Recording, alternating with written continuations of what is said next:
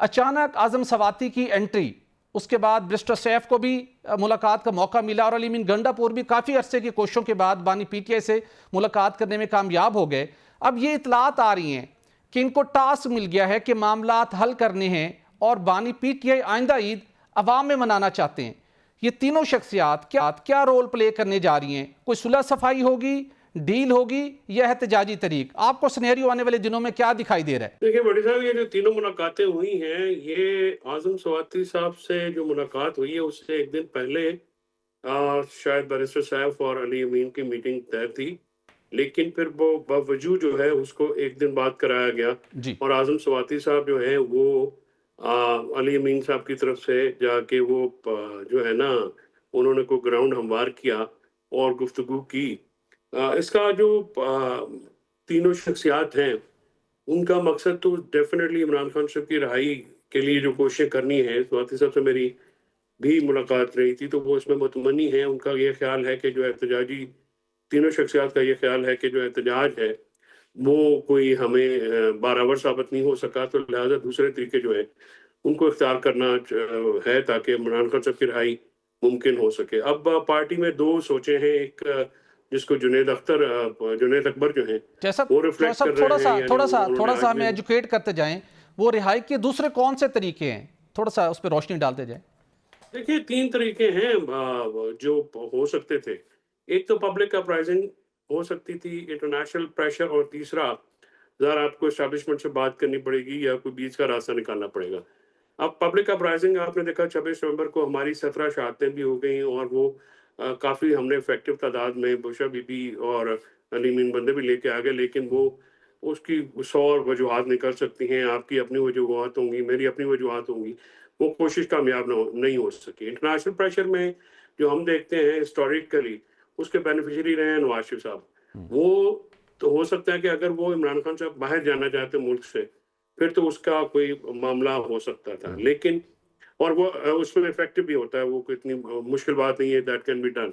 But Imran Khan साहब और personally भी बनी गाला की जब एक बात आई थी जनवरी में, तो उनका ये ख्याल नहीं था, and he has his own very strong reasons for that. और वो नहीं चाहते कि वो बनी गाला भी निकले तब जब तक कि उनके कारकुनान या लीडर जो लाहौर में है, वो अरेस्ट वो बाहर ना निकले, तो वो खुद को पहले नंबर पे नहीं रखना चाहते। तो थर्ड ऑप्शन जो है, ज़ाहिर है आपको ताकत, देखिए इस मुल्क की वो है प्रैग्मेटिक अप्रोच। एक तो है ना फिलोसॉफिकल अप्रोच, और एक जी। है ज़रा एक जिसको आप कह सकें कि इनकलाबी सोच। वो तो बराबर साबित नहीं हो सकी। उसकी वजूहात सबसे बड़ी मुझे ये लगती है कि इफेक्टिव तंजीम नहीं है पंजाब में, और आलिया उसकी काफ़ी कोशिश कर रही हैं।